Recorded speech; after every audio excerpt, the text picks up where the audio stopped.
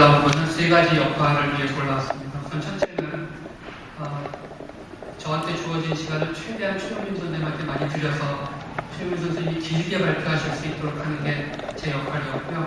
두 번째 역할은 제가 이 이야기를 빨리 끝냄으로써 여러분들이 플로우에서 많은 질문을 해서 남은 짧은 시간이라도 토론을 좀 많이 할 수 있도록 도와드리는 게 제 역할이고요.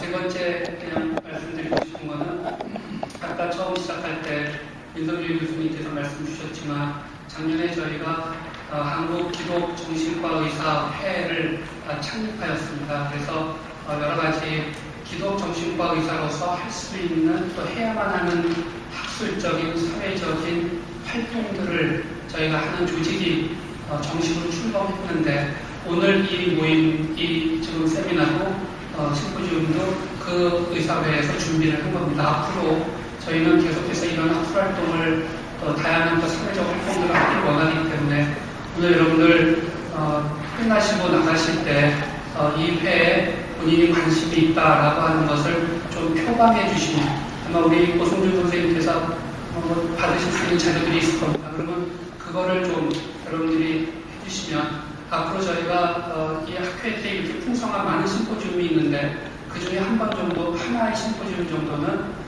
기독신앙과 정신의학에 대한 것을 오늘처럼 다루는 그런 프로그램이 있는 게 우리 레지던트 선생님들이나 또는 전문의 선생님들한테 매우 중요할 것 같아요. 이 사실을 조금 말씀 올리고자 합니다. 그냥 여기까지 말씀드리면 제 역할은 다 이제 끝난 거고요. 한 가지만 제가 그냥 말씀 올리려고 하면은 저 역시 제가 레지던트를 시작할 때 제 마음속에 갖고 있었던 갈등 중에 하나는 제가 가지고 있는 기독신앙과 정신분석 이론을 어떻게 조화시킬 수 있을까라는 것에 대한 갈등이었습니다. 근데 공부를 하고 또 여러 분들의 도움을 받으면서 제가 그냥 알게 된 거는 프로이드의 이 이론은 타락한 인간의 모습을 정확하게 설명하는 놀라운 이론이었다는 것이었고요. 프로이드를 공부할수록 인간에게 정말 구원이 필요한 일이었구나라는 것을, 그러니까 신앙이 왜 필요한가를 오히려 프로이드를 통해서 이해할 수 있었던 게 많았습니다. 프로이드는 거꾸로 그 당시에 기독교 사회였던 비엔나 사회를 바라보면서 종교가 얼마나 제 기능을 못하고 있는가를 봤었고 그거를 지적해서 모든 사람한테 내놓은 사람이었습니다. 그래서 어찌되었던 사실은 기독교가 제 역할을 못할 때 정신분석 이론은 더 빛을 발합니다. 그러나 기독교 신앙이 좀 더 높은 단계로 올라갈수록 정신분석의 이론은 우리들의 신앙을 훨씬 더 잘 보조하는 역할이 바뀌어간다는 것을 보게 되었습니다. 그래서 앞으로 이런 오늘과 같은 이런 시간들이 오늘 또 최영민 선생님이나 또 최영 선생님이 좋은 발표 해주셨는데 들으시면서 저런 식의 생각들이 가능한 거였구나 하는 걸 여러분들은 아마 많이 보셨을 텐데 앞으로 이 자리에 와 계신 여러분들이 또 1년 동안 고민하시고 생각했던 내용들을 우리 학회를 통하여서 이렇게 좀 계속해서 발표해 나가는 것이 있고 그 내용들이 좀 축적이 돼서 좋은 책들이 만들어지고 그럴 수 있으면은 참 좋겠다라고 하는 제안을 드리면서 제 이야기 마치도록 하겠습니다. 감사합니다.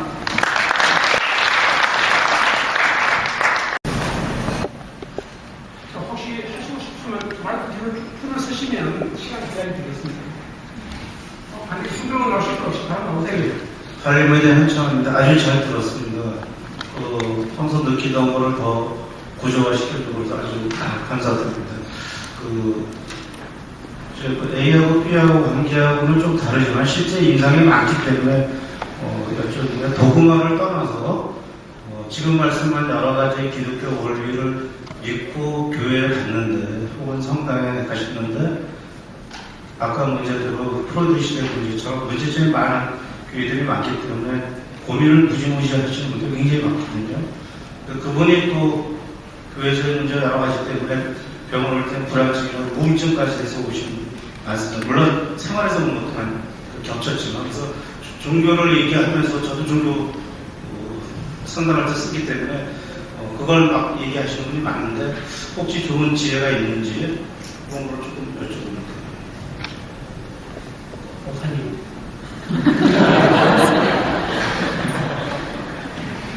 정말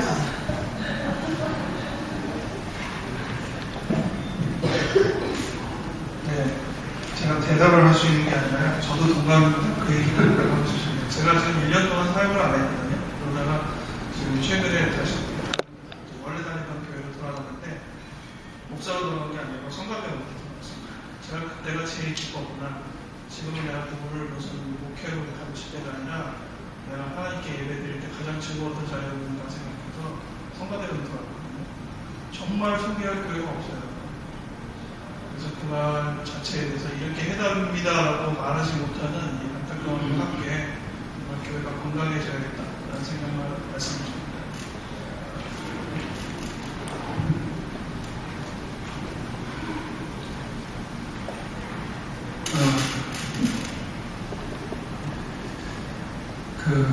많이 경험하겠지만은 교회 때문에 상처받고 목사님 때문에 상처받고 신앙생활하기 때문에 어떻게 보면 겉으로 드러나는 건 신앙생활 하기 때문에 죄책감도 많이 느끼고 그런 분들 많이 옵니다. 정신과 의사로서 고민이 많은데요. 근데 쭉 보다 보니까 어떤 생각을 하게 됐냐면은 상처받은 사람들이 많은데 기독교인들 엄청 많은데 어떤 사람은 옵니다. 쉽게 말하면 상처받은 사람들은 많은데 아파지는 사람이고 안 아파지는 사람이 있어요.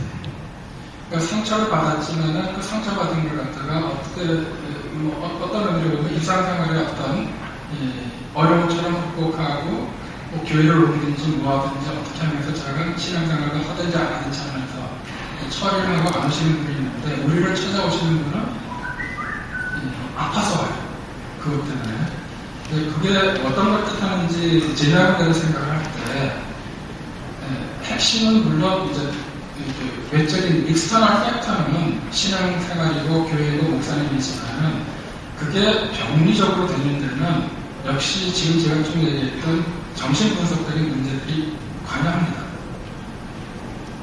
대충 이해는 되실 것 같은데요. 그래서 예를 들면 뭐 대표적인 게 대장경이나 장신약들도 본래 자존감이 낮았기 때문에 그게 이제 여러 가지 심리내적으로 같이 엮이면서 아파지는 거고 그렇기 때문에 정신과 의사로서는 도와줄 길이 바로 그 부분에다 초점을 두면은 물론 항상 그게 원활하게 되고 용납이 되는 건 아니지만 그것도 역시 똑같은 그러니까 교회 문제다 그러면 우리가 갑자기 이제 멍해지는데 교회 문제지만 역시 그 익스터널 하나의 일상에서 팩트가 되는 거기 때문에 보통 뭐 헤어진 다음에 아프다, 직장 사직한 다음에 아프다는 것하고 어떤 면에서는 정신과 의사로 접근하는 데 있어서는 똑같진 않지만 도와줄 여지는 그런 면에서 있다고 봅니다.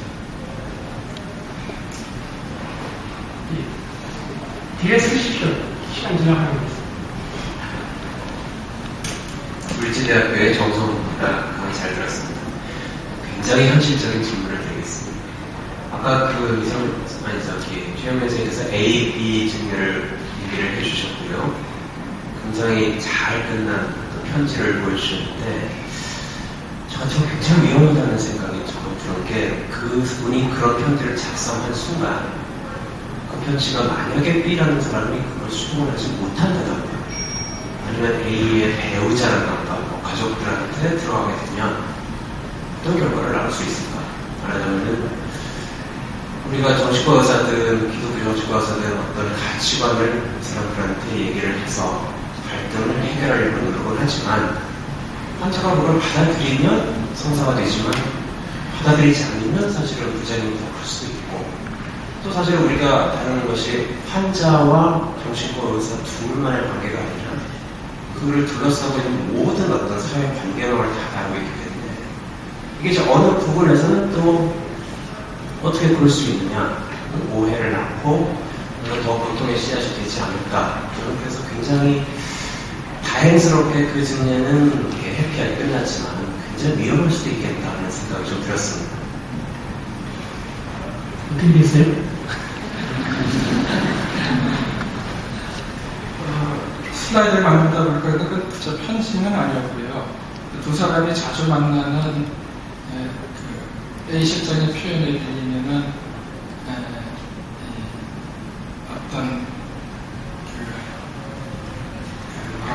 두 사람만의 아지트 같은 곳에서 서로 만나서 얘기를 하는 내용을 저한테 전해준 거를 제가 요약한 겁니다. 편지를 안 하고요.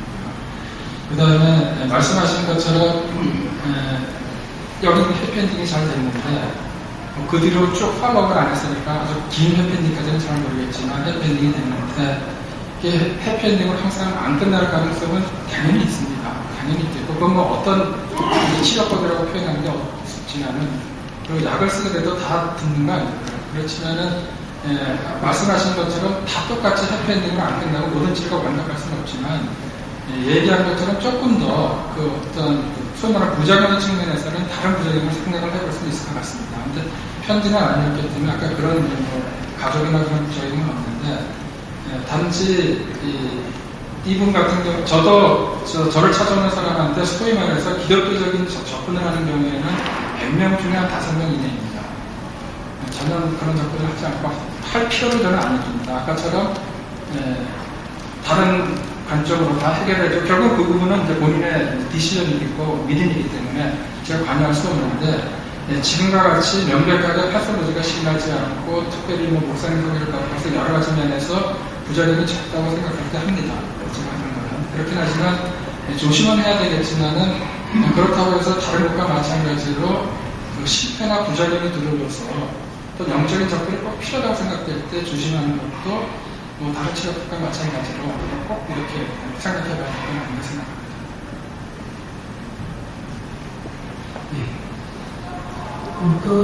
장로님.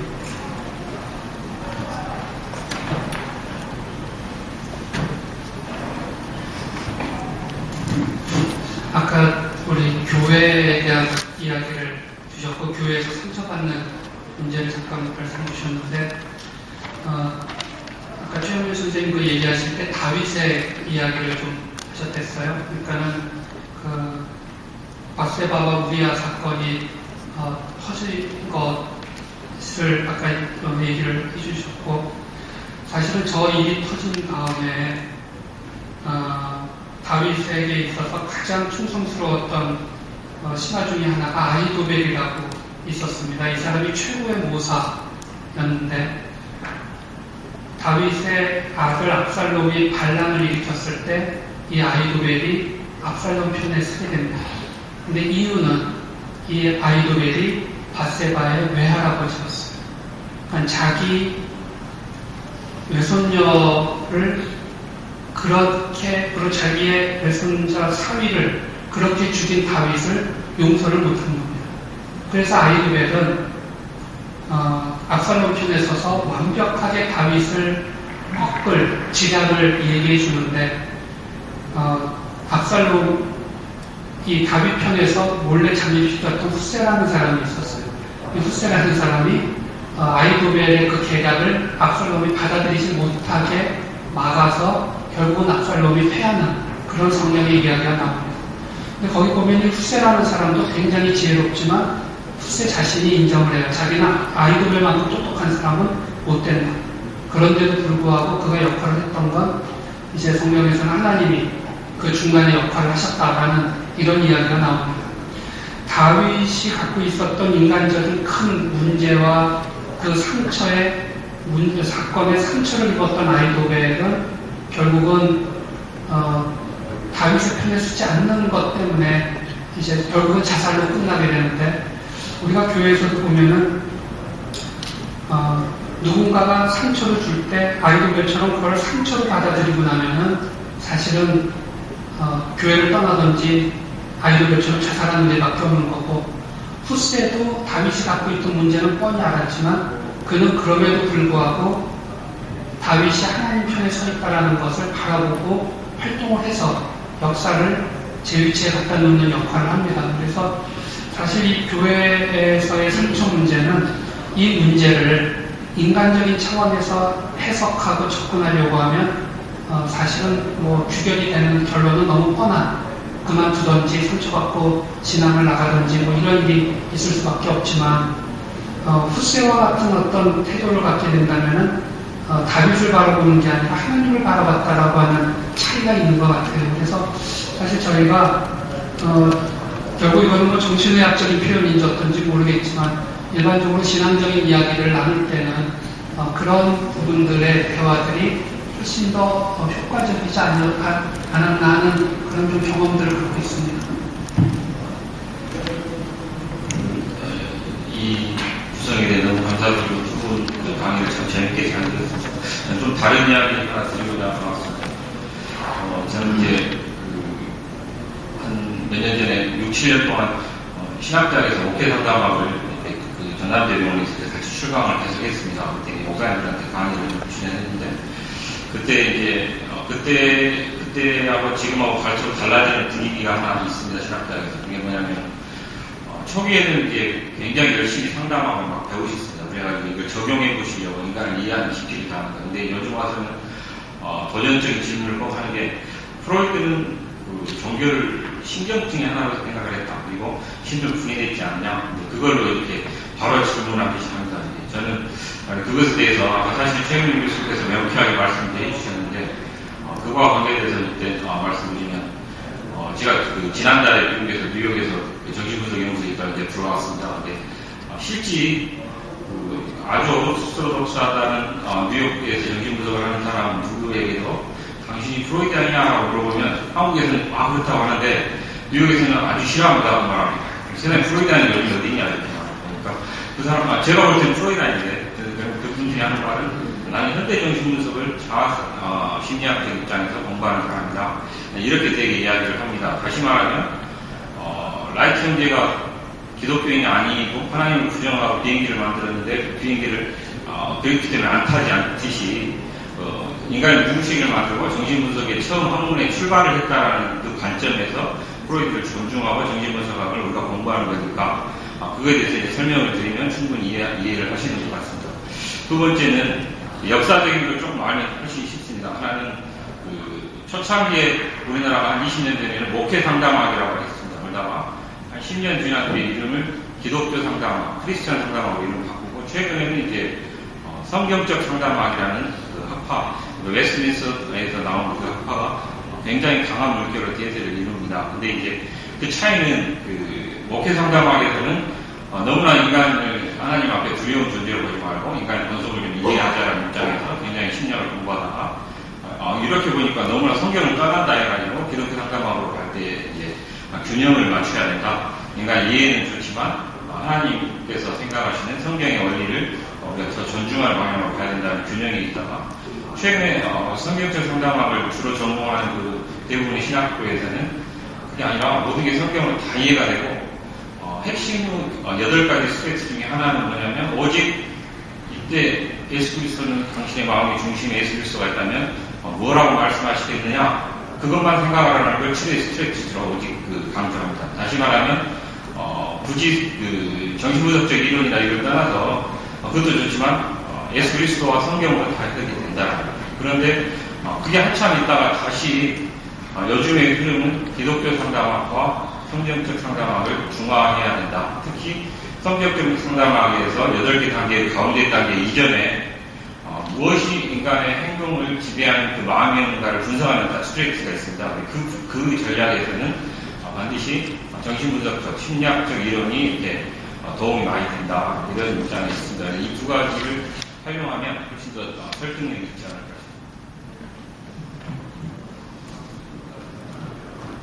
싶습니다. 우선 두 분에게 감사드리고 우리 전진 교수님 말씀하신 거에 대해서 붙여서 좀 우리가 포괄적인 의미에서 이제 정신분석학이나 인간의 신학적 그리고 저는 개인적으로 목회장에 있으면서 이제 신학 나름대로 공부하면서 많이 저 나름대로 또 좀 의문을 또 가진 걸 이제 오늘 우리 최영 선생님 말씀하신 일반화할 수 있는 기독교적 인간 이해가 있을 수 있을까? 그리고 마슬로우의 모델을 통해서 우리 선생님도 말씀해 주신 우리 최영 선생님께서 말씀해 주신 어떤 우리가 더 그 다음 단계에서 니오 프로이디안 그 이후에 우리가 분석 심리학적인 측면에서 우리 정신과 의사가 좀 어플라이 할 수 있는 그게 없을까. 이제 제가 생각할 적에는 어떤 면에서 보면은 우리 하나님의 본성이 유니타리안이 아니고 트리니타리안 관계적인 하나님이시다. 굉장히 저로서 매력적이고 그리고 우리가 어릴 때부터 인간의 성격 구조 그리고 아까 교회 안에서 상처받는 사람들 목회자를 통해서 또는 목회자가 제가 목회자님들 사모님들 상담해보면 교인들로 인해서 쫓겨나거나 상처받는 사람 참 많고 이게 사고적인 거지 뭐 꼭 누가 누구의 은혜라고 할 수 없는 서큘러리티 멘탈리티로 보는 게 필요하고 그리고 이거를 누구를 정지하는 블레임하는 스플리팅 모델이 아니라 뭔가 또한 그 안에서 하나님의 뜻과 의미를 발견하고 그 업그레이드되는 어떤 하나님 인간의 성격의 매추리티로 갈 수 있는 그리고 거기서 하나님의 뜻을 발견하고 우리가 십자가 없는 부활이 없듯이 우리가 인간의 고통을 우리가는 의사로서 심통 릴리프나 페인을 리듀스하는 것이 프라이머리 타겟이지만 그러니까 퀄리티 오브 라이프에서 우리가 더 인간의 삶을 건강하게 프로모트할 수 있다면 그 안에 있는 우리가 또 기독교인으로서 하나님의 뜻과 하나님의 섭리를 그들이 만날 수 있도록 그 장을 열어주는 역할을 한다면 그래서 마치 정신병리의 패토제네시스에서 그 사람들의 언더라인의 그런 여러 가지 그 패토로지가 이렇게 얽혀있는 걸 우리가 답을 줄 수는 없지만 그 사람 속에 있는 어떤 그런 문제를 직면하게 하고 서포티브 이고나 어떤 그런 그 세이프 그 존이나 그 사람들의 그 서포티브 시스템을 강화함으로써 그걸 우리가 신앙적인 측면에서 해줄 수 있다면 그 그레이스의 개념으로요. 굉장히 저는 훌륭한 치료 모다리티가 된다고 저는 생각을 하고요. 그리고 우리 하나님께서는 삼위일체 관계 하나님이 굉장히 특이한 컨셉이고 우리 예수 그리스도는 하나님이시고 성령 하나님 분들이 역사하시고 그리고 이 세상을 창조하신 크리에이터 하나님이 본질적 차원에서 우리의 오리지네이터이기 때문에 그런 컨셉을 우리가 충분히 한다면 아까 말한 셀프 또는 마르틴 도어의 아이다우의 컨셉과 같이 우리 자신들의 경리를 좀 그런 측면에서 이해할 수 있다면 훨씬 건강하게 우리 정신분석한 측면을 바닥에 깔고 관계 심리학, 아까 트랜스 컨셉스라고 하셨는데 이제는 모든 것이 메타 커뮤니케이션이든지 그 자체보다는 what is content라고 하는 거거든요. how we deal with that. 그러니까 어떤 그 컨텐츠를 어떻게 접근하냐는 그런 방법론적인 게 요즘에 더 모던 사투리스는 더 부각되고 있거든요. 그래서 우리가 그런 측면에서 기독교를 너무 컨텐츠 차원에서만 보지 말고 하나님이 이걸 어떻게 해석하시나 우리의 그 어떤 그 퍼스펙티브를 좀 브로든하고 아까 말씀하신 것처럼 그레이스풀한 접근에서 리갈리스틱한 것보다는 그렇게 좀 우리가 범위를 넓혀나가는 우리 기독 정신과 의사가 된다면 좀 더 그 우리 한 인간의 상처 또는 트라우마 또는 페인 또는 그 인간관계에서는 스트레스 여러 가지 본질들을 더 볼 수 있지 않을까 건강하게 이게 제가 오늘 든 제 생각을 좀 나눴습니다. 네, 감사합니다. 더 독한 질문 하실 분 없어요?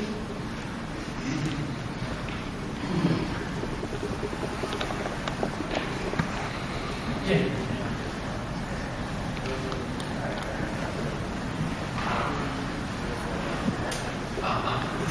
아니 그 선배 선생님들 좋은 시간이 되었습니다. 저는 경남 양산병원에서 근무하는 레지던트 3년차입니다. 저희 병원에 보면 이제 환자가 500명 정도 있는데요. 저희가 이제 목요일 예배 시간이 있어서 그중에 한 50년, 60년 정도 이제 환자들이 이제 예배를 합니다.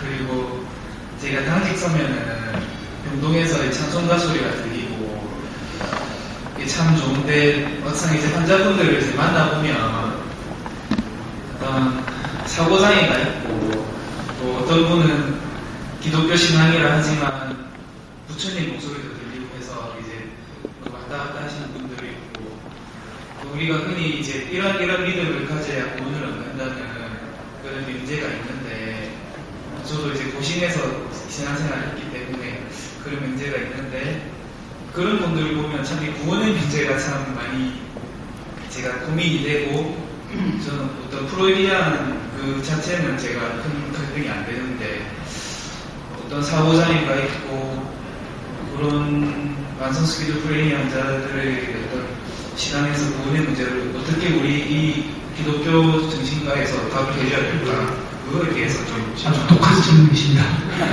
진짜 독한 질문인데 누가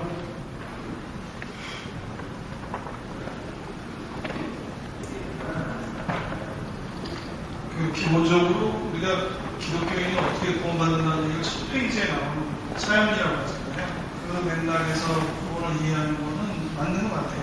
문제는 그 정도를 이해하는 것도 코그니션이 있어야 됩니다.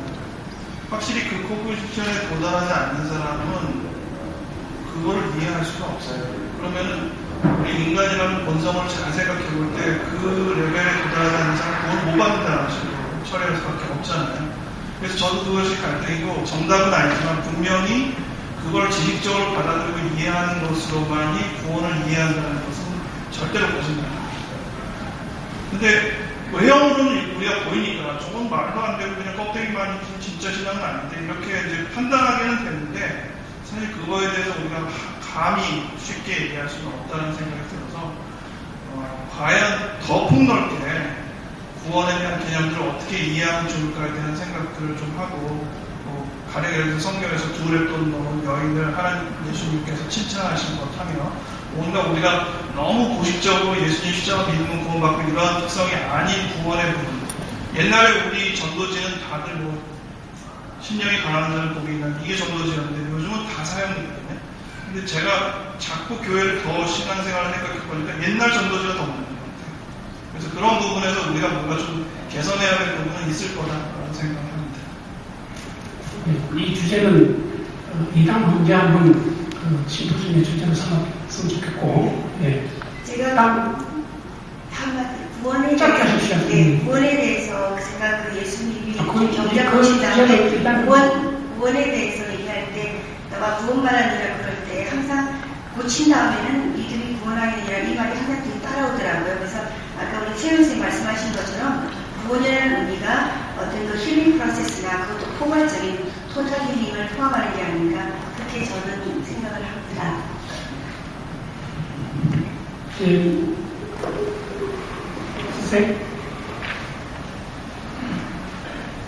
선생님 차리시는 것 같은데 시간 어때요 선생님? 김태형 선생님 다 됐어요? 예, 아주 좋은 시간이었고 또 숙제도 많이 남기는 시간이었고 앞으로 또 모여서 이 일 하면 좋겠다는 또 여러 가지 아이디어가 나오는 그런 좋은 시간이었습니다. 과장된 특권을 이용해서 제가 광고 하나 하고 싶어요. 이 책이 제가 썼는데 세브란 선생님은 초대 전주도 화장이신 선교사 레브라인 교수고 이분은 레이븐 대학 나온 진짜 엘리트 신경정신과 전문의였습니다. 그 당시에. 이 보면 참 오늘 주제들이 여러 가지 많이 반영된 것도 있는데 한 가지 예를 들면 아까 교회 얘기했지 않습니까? 이번에 글 중에 이런 게 나옵니다.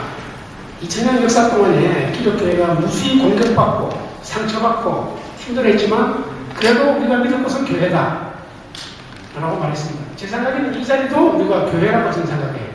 여기서도 여러 가지 오늘 얘기 중에 또 응도 가지시고 또 새로운 생각도 하시겠지만 앞으로 이런 교회 공동체적인 이런 액티비티를 우리가 앞으로 계속 할 수 있으면 좋겠습니다. 여러분 가입하지 않으신 분들은 꼭 가입하시고 써서 내시고 나가시기 바랍니다. 선생님 앞에 써서 계세요. 예. 마치겠습니다. 감사합니다.